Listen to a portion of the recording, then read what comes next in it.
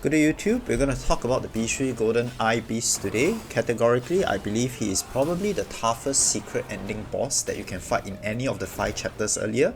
There can be a conversation as to whether he's actually more difficult than Yaksha boss. They present different challenges. But overall, yeah, you do need to go in knowing some strategy and some ways to deal with the amount of AoE damage, the lava on the ground, with his terribly iffy hitbox, as well as the number of flame and FX effects that may blind you to what's actually going on around here.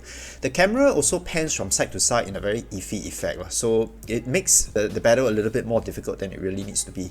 What you do first need to consider prior to going in, right, is to switch up your vessel back to the fireproof mantle that you received when you defeated the Jinshi Elder in chapter 1. Fire immunity is a must because it passively just takes away a lot of things that would cause your health to go down, so this is a very good boon to your damage reduction. With that in mind, right, you can go in with any spells that you like. I stick to my usual rotation that I'm comfortable with, and I was able to take him out. And I find that once I have the fireproof mantle on, the battle becomes significantly easier than my earlier attempts, and I'm able to take him out in the next round. I start with Plot of Many, and I immobilize him whenever I can, and then my monkeys will flood in, and we try to again focus on getting and achieving that 3 focal point attack. If you can get a 4th one, that is a bonus, but it is not a must. So as the monkeys continue to attack him, I would sometimes use the Wandering White, but as you can see, I failed to connect the first time round, but that's fine. And after the monkeys expire, usually I will go into my Yellow Loon transformation. In this case, I use a Cloud Step first, just to preempt. Cloud Step with a heavy charge 3-point attack does a lot of damage, can stagger him from time to time, so it's very useful.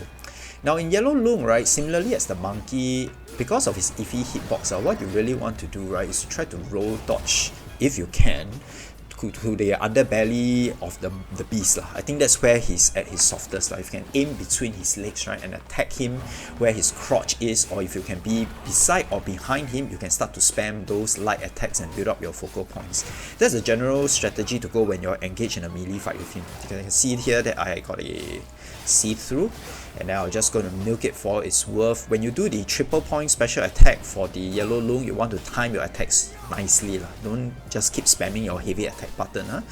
Okay, now when I'm back to Monkey, I know at this point that the beast is going to aggro. He's going to start to do AoE attack. He's going to charge across. His linear charges, right, are easy to avoid. There are 3 of them, just need to count, and they are all in straight lines. If you're in your Yellow Loon transformation, this will be a good opportunity to get that see-through, because you can time your light heavy attack just as he's about to pass you. You can get 3 focal points that do a lot of devastating attack, so do consider that.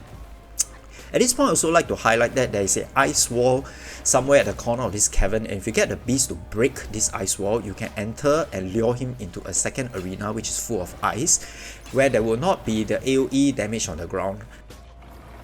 I find it needless to do that because I'm quite confident that with the fireproof mantle, I'm able to take care of him in the first area. But should you want to try it out, okay, that's up to you. And then right now I'm waiting for my Cloud Step to re-manifest itself, and I'm dodging as much as I can. I will try to heal just before my Cloud Step because one of my soaks give me a very potent increase in my attacking power in the next attack once I heal up, and also my Unveiling Strike will level up in its potency. So here I'm going in with a 3 focal point attack, and you can see how much damage it does. Takes out a huge chunk, hits like a truck, and in addition to that, it staggers him. So once he's on the ground, I can sneak in some more of my varied combos. And I ran out of stamina, but okay. This fireproof mantle, you do have to keep an eye out on your lower right hand bottom bar. Once it's available, right, activate it straight away, because you do not know when he's going to use his AoE attack on the flames, and the lava on the ground will just increase exponentially. And once you have the fireproof mantle activated, you can just basically fuck care the flames that he's throwing at you. The lava itself will do you no damage once you equip this particular vessel, and that's where it proves its value is at.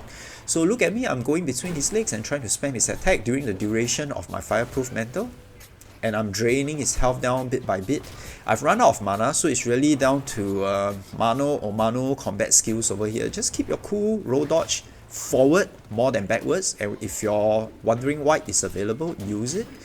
And now I am pretty confident I should be able to nail him quite soon. You can see the melee attacks at the last part of the battle, right? In addition to the fireproof mantle, will give you the balls to go forward and get his balls. Okay.